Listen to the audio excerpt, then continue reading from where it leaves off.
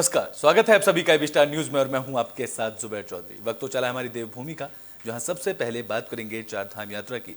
बता दें कि चार धाम यात्रा में श्रद्धालुओं का में काफी उत्साह देखने को मिल रहा है। उत्तराखंड में चार धाम यात्रा के लिए श्रद्धालुओं का उत्साह जोरों पर है, जहां खराब मौसम के बावजूद भी अब तक 21 लाख से ज्यादा यात्री रजिस्ट्रेशन करा चुके हैं। तो वहीं केदार घाटी में बारिश और बर्फबारी के बीच बाबा केदार के दर्शन के लिए तीर्थयात्रियों को काफी उत्साह देखने को मिल रहा है। अब तक उत्तराखंड में 1,66,000 से ज्यादा श्रद्धालुओं ने केदारनाथ, बद्रीनाथ, गंगोत्री और यमुनोत्री धाम में दर्शन किए हैं। जहां मौसम की चुनौतियों के बाद भी अब तक केदारनाथ धाम में 61,000 से ज्यादा भक्तों ने दर्शन किए हैं। तो वही मौसम के पूर्ण अनुमान को देखते हुए केदारनाथ धाम की यात्रा के लिए 30 अप्रैल तक रजिस्ट्रेशन बंद कर दिए गए थे। इस दौरान पर्यटन विभाग के संयुक्त निदेशक योगेंद्र गंगवार ने बताया कि चार धाम यात्रा में दर्शन के लिए तीर्थ यात्रियों में भारी उत्साह देखने को मिल रहा है और केदारनाथ और बद्रीनाथ धाम में मंदिर समिति की ओर से श्रद्धालुओं को सुगमता से दर्शन कराए जा रहे हैं।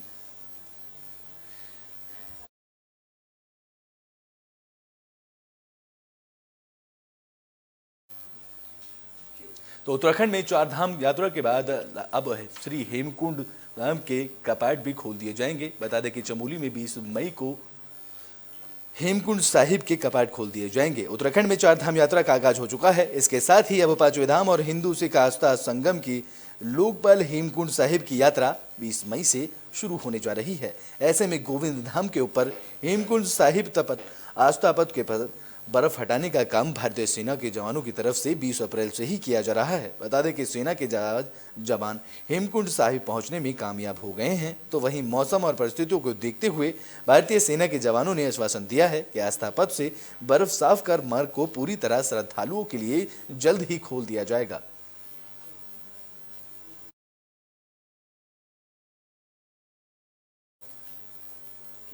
तो बुलेटिन में बात हल्द्वानी की कर लेते हैं, जहां जिला समिति की बैठक का आयोजन किया गया। इस दौरान कैबिनेट मंत्री रेखा आर्य ने बैठक में अधिकारियों के साथ चर्चा की।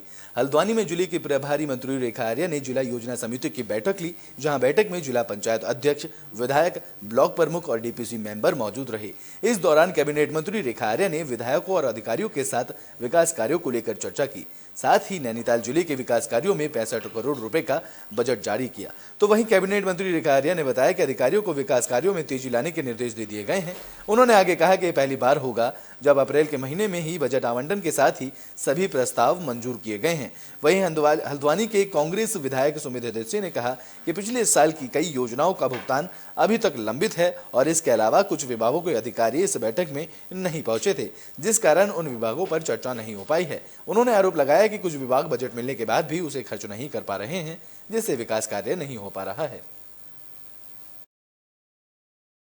आज जिला योजना नैनीताल की बैठक रखी गई और उस बैठक के माध्यम से जनपद नैनीताल के लगभग 65 करोड़ की योजनाएं जो हैं आज स्वीकृत की गई हैं।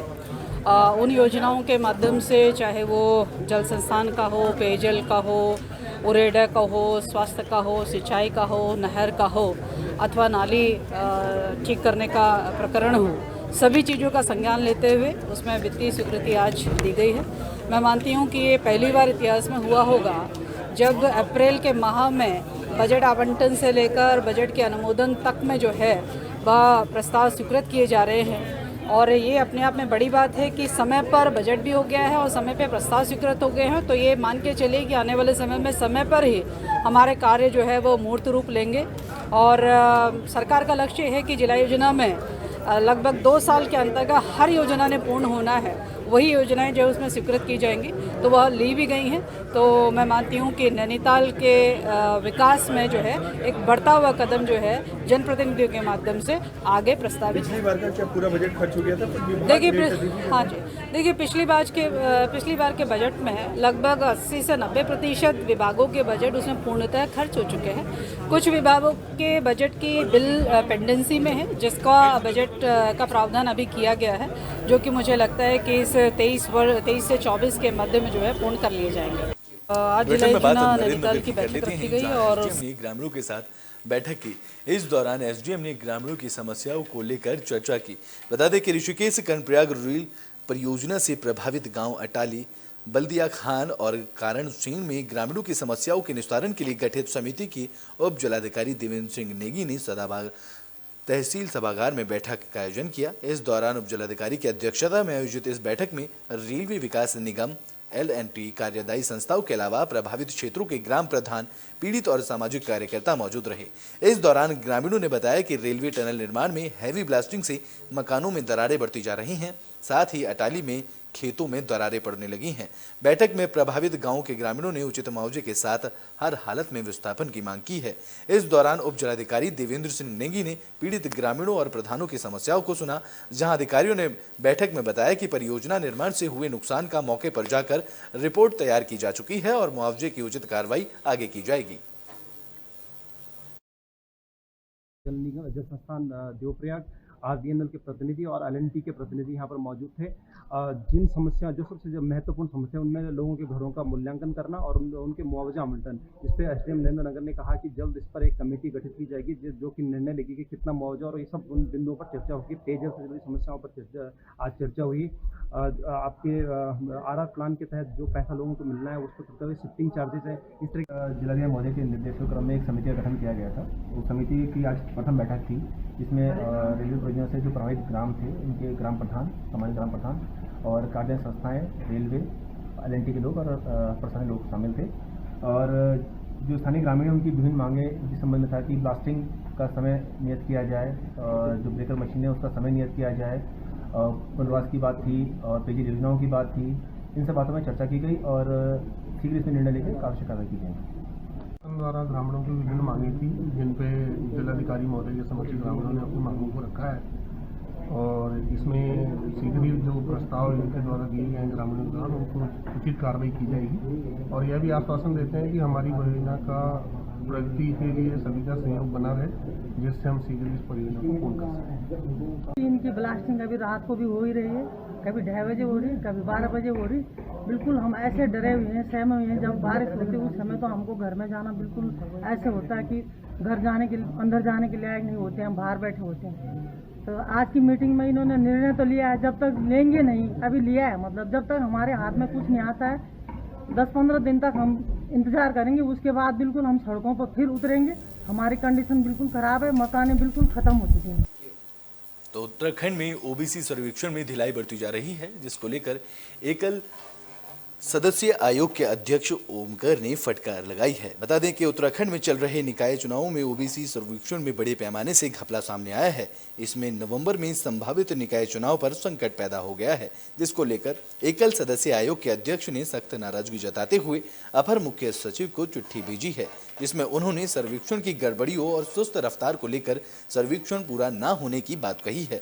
दरअसल प्रदेश में नवंबर महीने में 9 नगर निगम, 43 नगर पालिका परिषद और 50 नगर पंचायतों में चुनाव होने हैं और इससे पहले ही इन सभी निकायों में OBC सर्वेक्षण का काम एकल सदस्यीय समर्पित आयोग के निर्देशों पर किया जा रहा है, जहां मार्च महीने में सर्वेक्षण की अंतिम तारीख तय की गई थी, लेकिन निकायों में इस समय तक काम पूरा नहीं किया गया है। एकल सदस्यीय समर्पित आयोग के सदस्य सचिव ओमकार सिंह के मुताबिक नगरपालिका खटीमा में सर्वे वार्ड वार के बजाय आंकड़ों के आधार पर किया जा रहा है, जिसके बाद राज्य निर्वाचन आयोग ने बीती 12 अप्रैल को शासन से सभी निकायों के परिसीमन को लेकर डिटेल रिपोर्ट के लिए पत्र भी लिख चुका है। बता दें कि इस दौरान इसके बाद राज्य सरकार या फिर शासन की तरफ से इस पर अभी तक भी कोई जवाब नहीं आया है। देखिए, भारतीय जनता पार्टी निकाय चुनाव के लिए पूरी तरीके से तैयार है। हमारा संगठन ग्रास रूट पर काम कर रहा है और सरकार की योजनाओं को हम जन जन तक पहुंचाने का काम कर रहे हैं। संगठन की दृष्टि से हम बिल्कुल तैयार हैं। जहां तक प्रश्न है कि OBC के विषय का संज्ञान है, OBC के विषय पर भी अभी समय है। सरकार और कर्मचारी अधिकारी उसका अध्ययन कर रहे हैं। जहां कोई समस्या है, दिक्कत है, उसको ठीक करने का काम करेंगे और अभी समय है। अभी आप ये नहीं कह सकते कि चुनाव टल रहे हैं या चुनाव पीछे जा रहे हैं। समय रहते ही जो OBC का विषय है वो सुलझ जाएगा। देखिए, कांग्रेस पार्टी तो बहुत लंबे समय से ये बात कह रही कि सरकार जो निकाय चुनाव है उनको टालना चाहती है और उस पर सरकार गंभीर नहीं है। लोग लगातार 3 साल से जो है नगर निकाय चुनाव की तैयारियां कर रहे हैं और जो चुनाव की तैयारियां होती, चुनाव आयोग के द्वारा जो ओबीसी आरक्षण का मामला है और अन्य जो आरक्षण है वो निर्धारित होने हैं और ये ओबीसी आरक्षण तो वार्डवार तय होना है। अब उसकी गणना ही पूरी अभी तक नहीं हुई है और पूरे राज्य में इस प्रकार की स्थिति है और मुझे तो ये लगता है कि सरकारी मशीनरी जानबूझ करके जो है आंकड़ों को विलंब से इकट्ठा कर रही है और जो आरक्षण का निर्धारण है अगर वही समय से पूरा नहीं होगा तो निश्चित तौर पर चुनाव टाले जाएंगे। और सरकार की मंशा भी यही है कि क्योंकि इस समय काम नहीं हुए हैं जनहित के और तमाम विकास कार्य लटके पड़े हैं, जनता का विरोध सरकार को झेलना पड़ रहा है और इसीलिए सरकार जो है चुनाव को टालने के लिए इस प्रकार के षड्यंत्र कर रही है। तो ब्रिटेन में बात विकासनगर की कर लेते हैं, जहां पुलिस की तरफ से पाठशाला का आयोजन किया गया। इस दौरान बच्चों को नशा ना करने के लिए जागरूक किया गया। बता दें कि विकासनगर में सरस्वती शिशु विद्या मंदिर कॉलेज में एसएसआई भुवन चंद्र पुजारी की पुलिस के लिए पाठशाला लगाई, जिसमें छठी क्लास से लेकर 12वीं कक्षा तक के बच्चों को नशे से दूर रहने और ट्रैफिक नियमों के साथ साइबर क्राइम जैसे अपराधियों से दूर रहने के बारे में जागरूक किया गया। वहीं इस कार्यक्रम में स्कूल के प्रधानाचार्य भी मौजूद रहे।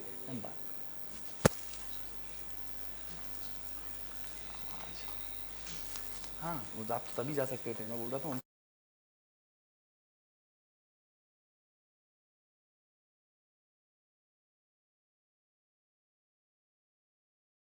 कहीं वो अपने मार्ग से और भटकने का काम करती है।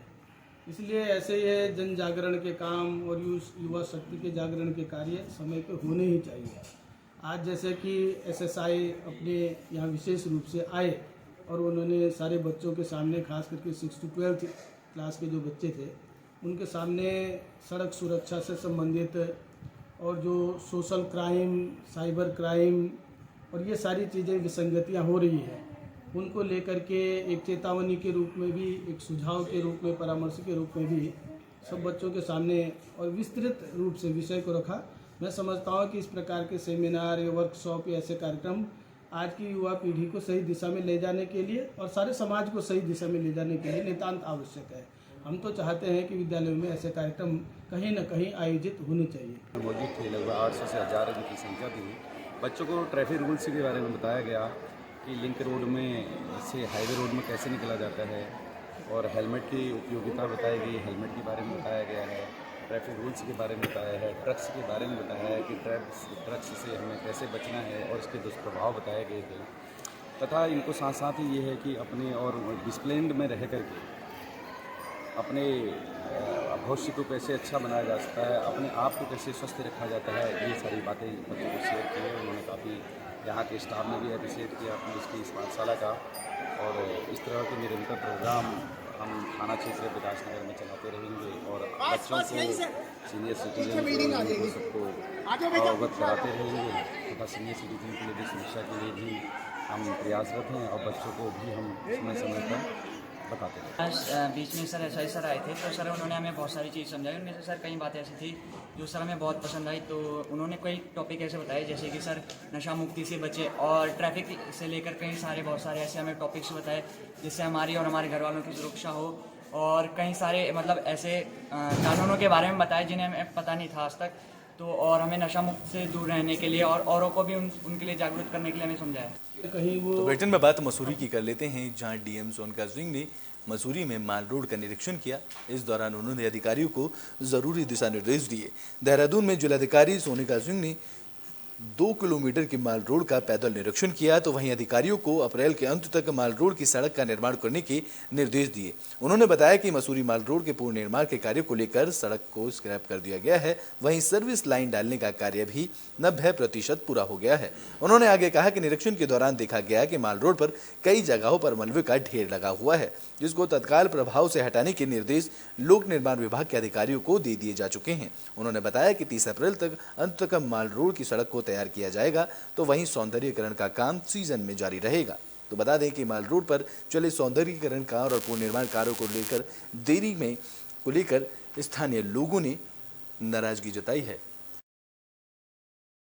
जो ये वाला एरिया तो इन्होंने ब्लैक टॉप कर दिया है। फिर यहाँ से जो झूला घर से आगे का जो एरिया है, अपर मॉल रोड इन्होंने ब्लैक टॉप कर दी है, लोअर मॉल रोड, और फिर वहाँ से जो पिक्चर पैलेस तक का रास्ता है अभी उसमें काम चल रहा है। और हम लोग पूरी कोशिश कर रहे हैं कि हम लोग अप्रैल एंड तक ही इस पूरे काम को कंप्लीट कर दें। थोड़ा बहुत आगे पीछे हो तो भी, लेकिन कंप्लीट करने की पूरी कहा कि हम तो कोशिश करेंगे कि हम 30 तारीख तक, अभी भी हमारे पास 3 दिन है, और हम पूरी कोशिश करेंगे कि हम 3 दिन में काम पूरा कर लें, प्रोवाइडेड बरसात या कोई इस तरह का इशू ना अभी जगह जगह डंप पड़ा भी उठाने से वो मलबा अभी उठाएंगे। अभी मैंने कह दिया इन लोगों से कि अभी तत्काल उठाएंगे और आज इन्हें हटाना ही है मलबा। देखती हूँ, क्योंकि मुझे ये बताया जा रहा है कि पुलिस ने भी कहा है कि वहाँ से कोई व्हीकल ना आने दिया जाए, तब भी बार बार आ रहे हैं, तो एक बार मैं दिखवा लेती हूँ। तो जिस एरिया में खड़ा किया था वो बिल्कुल सेफ नहीं था, और इसी वजह से वो नीचे की तरफ, बेसिकली जो बताया जा रहा है कि उन्होंने थोड़ा टर्न लिया और वो नीचे की तरफ चला गया, क्योंकि वो एरिया सेफ नहीं था। तो PWD को भी इंस्ट्रक्शन है कि जहाँ भी इस तरह के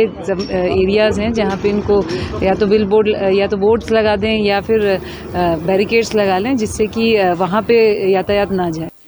तो बुलेटिन के आखिरी में बात पौड़ी की कर लेते हैं, जहाँ रिकड़ी खाल में बाघ का आतंक देखने को मिल रहा है, जिसके बाद लगातार कांग्रेस नेताओं ने ठोस कदम न उठाने का आरोप सरकार पर लगाया है।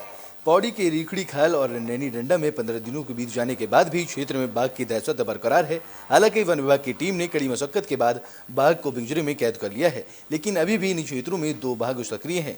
तो वहीं वन विभाग ने ग्रामीणों को अभी तक एहतियात बरतने को कहा है। इस दौरान हरीश सिंह रावत ने कहा कि लैंसडाउन विधायक दिलीप रावत और बीजेपी सरकार आखिर क्यों कोई ठोस कदम नहीं उठा रही है, जबकि राज्य और केंद्र में बीजेपी की सरकार है, तो क्यों बाघों को प्रभावित क्षेत्रों में कोई ठोस एक्शन नहीं लिया जा रहा है। इसके बाद कांग्रेस नेता अनुकृत गोसाई ने कहा कि लैंसडाउन की दुर्भाग्यपूर्ण स्थिति है। उन्होंने कहा कि बाघ की घटनाओं को रोकने के लिए सरकार को ठोस कदम उठाने की जरूरत है। देखिए, क्योंकि इसके लिए वन विभाग और को बहुत सजगता के साथ इस पर काम करना चाहिए, और मैं इस बात को लेकर हमेशा इस बात को कहता रहा हूँ, और लोगों में इसी बात को लेकर आक्रोश है कि सारा नुकसान कॉर्बेट से लगे हुए लोगों को होता है, विशेषकर गढ़वाल, पौड़ी गढ़वाल के लोगों को होता है, लेकिन उसका जो फ़ायदा है वो पौड़ी ज़िले को, और कॉर्बेट का जो फ़ायदा है, चाहे रोज़गार संबंधित हो, व्यवसाय संबंधित हो, वो फ़ायदा गढ़वाल को नहीं मिल पाता, पौड़ी ज़िले के लोगों को नहीं मिल पाता है। इससे भी लोगों में काफ़ी आक्रोश है कि लगातार, और मैंने इसलिए जो पाखरो टाइगर सफारी थी उसको बनाने के पीछे एक बहुत बड़ा मकसद भी ये था कि जो इस तरह बाघ शिकार करने योग्य नहीं रह जाते हैं, जंगली जानवरों का शिकार नहीं कर पाते हैं, और वो फिर इंसानों का शिकार करने लगते हैं, तो ऐसे लोगों, ऐसे बाघों को पकड़कर इस पाखरो टाइगर सफारी में रखा जाएगा, जिससे कि कम से कम